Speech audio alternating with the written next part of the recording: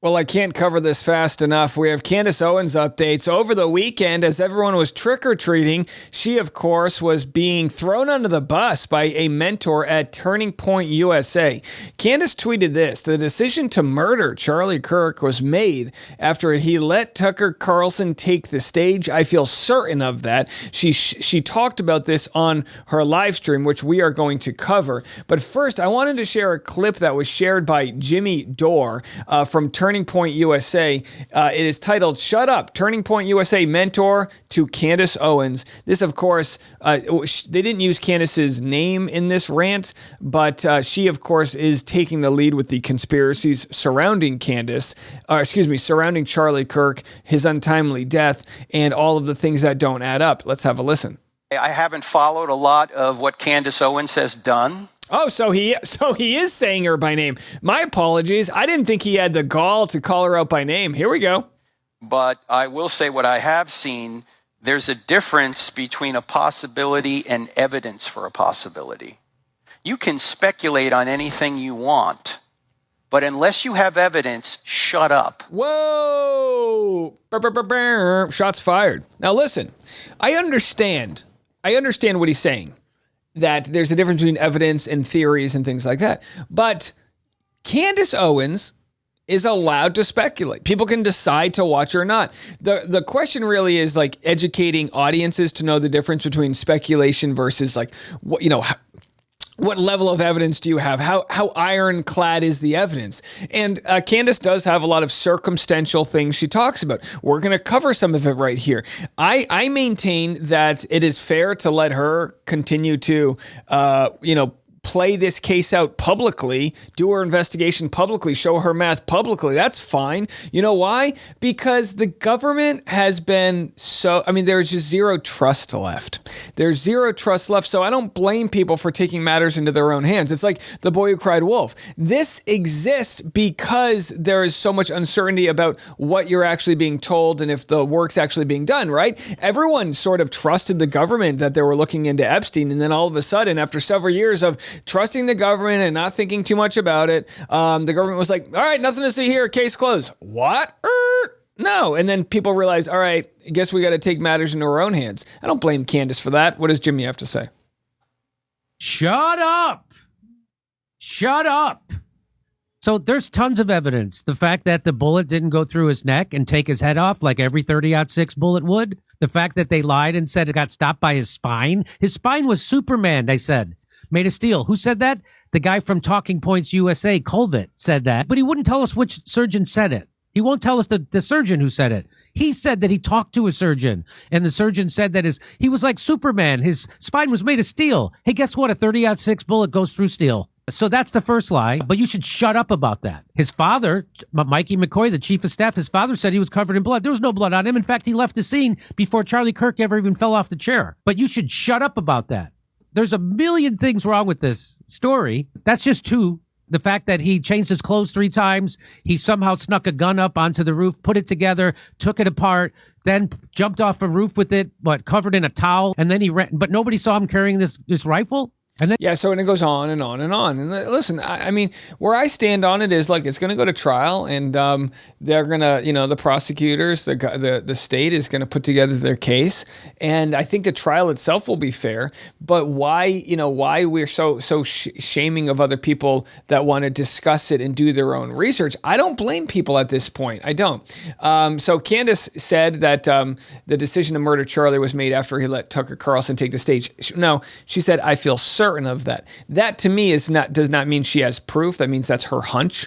And again, Candace is really good at sort of telling her truth as the truth, which is partially why I think she's being sued for defamation. She is certain that Bridget Macron was born a man, and yet she's being sued for defamation. We'll have to see if she proves that in court. She's allowed to have these opinions. It's just up to people to know, like, hey, take it. I don't want to say with a grain of salt, but take it as what it is. Like, there's the prosecutors and the investigators that will also be looking into this. So she said she cannot sleep, and she discovered something in the Charlie Kirk mystery that is incomprehensibly dark. So here we have, all I'm going to share with you guys is the Tucker Carlson moment. This is where she puts it together that Tucker Carlson was invited to Turning Point USA.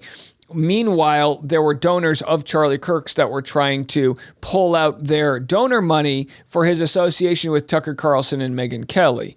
Tucker Carlson, I guess, has been anti-Israel, the government. I have to specify when you talk about this, it's not the people, it's a government. And you have to separate the two in order to have these conversations because you can criticize a government, whether it be the Saudis or Israel, specifically Israel, because we give them a lot of money. You can criticize their motivations. Is there any proof that they're behind the killings? No, not whatsoever. But again, with that said, I think Candace is allowed to share her theories about how odd it was that Charlie Kirk was, had all of this donor money coming that he was losing. And then, of course, his untimely murder, his assassination, shortly after Tucker Carlson was kind of joining his stage. Have a listen.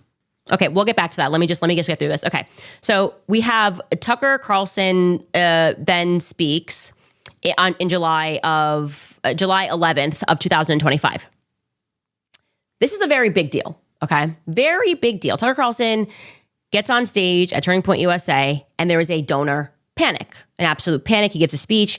He calls out Jeffrey Epstein, right? He's calling out Jeffrey Epstein. Dave Smith is speaking. They're talking about Israel being a problem. He's getting cheers from the crowd, right? This audience being like, yeah, no, why are we married to this nation in the Middle East that happens to be committing a genocide? But he also says things like, people that serve in foreign armies should probably have their citizenship stripped, something along those lines. And he also muses about where Bill Ackman's wealth comes from. And yeah, it's just a speech, which, by the way, Charlie was the one who told him backstage, go hard at Israel, right? He's done. Charlie's done. He just is. That's just the reality, which is why it was crazy. I mean, people were trying to lie about this. I was like, this lie will not stand. And of course, Candace provided the group chat messages where she's pretty much verifying what she said. Because after Charlie's death, there was people coming out from all angles. You had Netanyahu, Prime Minister of Israel, saying how close his relationship with Charlie was. Then you have people like Candace saying, what are you talking about? He was literally losing donor money because he wouldn't parrot the things they wanted him to say. So again, she exposed those group chat messages, which you could argue is pretty normal that donors want you to have certain opinions about things. I think it's crazy. I mean, I couldn't even imagine having donors. I got a sponsor, I got, whatever, but donors, and to think that I would have to change my viewpoints, and you can understand he probably didn't like being bossed around or pushed around. And like any normal person who looks at this situation probably realized, how can you be pro, working class or pro America, pro taking care of our people, pro family? How could you be all of that and then witness some of the collateral damage that was going on over there? And he's telling Tucker Carlson to go hard in the paint. Now, I know for a fact that when Tucker came off stage, one donor immediately, a woman who I have not named yet, instantly started yelling at Charlie. Charlie then gets the full donor squeeze. You are not allowed to be anti-Israel. This feels like a good time to mention that the last time that I spoke at Turning Point USA's conference in 2024, there was this random sidebar conversation that I had with Tyler Boyer. Tyler Boyer is the king of shady at Turning Point USA. He is the one, like I said, he has hired every person around Charlie. Joke's on you if you think Turning Point USA is a Christian organization. It's a Mormon one, okay? And Tyler Boyer said to me backstage, there was something going on with Charlie Kirk and Nick Fuentes. I can't recall. This is, again, 2024. And I said to him, why don't you just have Charlie debate Nick? The common sense thing to me is just have the debate, right? It's not a big, it's all of this. I think Nick had maybe come actually to the conference with some people because he was doing that for a little bit. And I was like, why don't you just debate him? I don't know, I'm pro conversation. And Tyler said to me, Turning Point USA will just always be pro-Israel. We're just never not going to be pro-Israel. Didn't think anything of it at the time, but in retrospect, it's kind of a weird thing to say. What do you mean it will never be anti-Israel? What do you mean it will always be pro-Israel? That's just what we are. We're pro-Israel. What do you mean that's just what we are? You're supposed to be an organization that's dedicated to free speech. And what comes with free speech is the ability to think freely, the ability to process the information that is being spoken to you and to think freely. You care about free markets, which I think actually relies upon free speech to have free markets. I don't even think the markets are free right now. And so I'm just trying to understand this concept that Turning Point is just never going to not be pro-Israel. Yeah. So look, you can go check out Candace Owens' whole, clip there. She talks for a good while there, over an hour.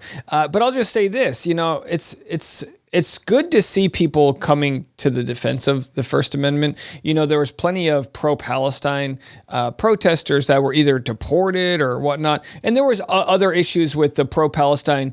There were issues with pro-Palestine protest where it was taking away the rights of Jewish students that happened in different, universities. Like there were for sure issues. I mean, it's obviously like such a crazy scenario, this war turned genocide. In the idea that it is a genocide, you still get a lot of hate whenever you even mention that. People come in and say, "What are you talking about?" Even though there was like tens of thousands of innocent lives, and food has been used as a weapon of war, which shouldn't be. It's a war crime to use starvation and things like that. So either way. It's a conversation worth having. The fact that Charlie Kirk was assassinated, and the fact that his alleged assassin is still alive makes you wonder, like, how the hell are we even questioning the motivations here? But again, we haven't heard anything. We haven't heard anything from his alleged assassin. And if, he was working alone or if there's other people, maybe it had to do with Charlie Kirk's stances on that, but it could have been a hell of a lot of other things. So Candace Owens, allowed to express her First Amendment right to piece these things together. But again, there's no hard evidence that Israel had anything to do with his death. But that doesn't stop the conversation from happening. All right, that's it for us. We'll be back tomorrow morning. It's a travel day. I should be going to the courthouse in San Francisco for the Laura Owens, Mike Maricini trial, although I am willing to abandon that journey if we find out it's not happening. She, of course, has to get permission to leave the state of Arizona, which she hasn't done yet. So we'll have more updates on that. So many other things to talk about. Stick around for that. We'll see you later. I'm Dave, and this is The Rush.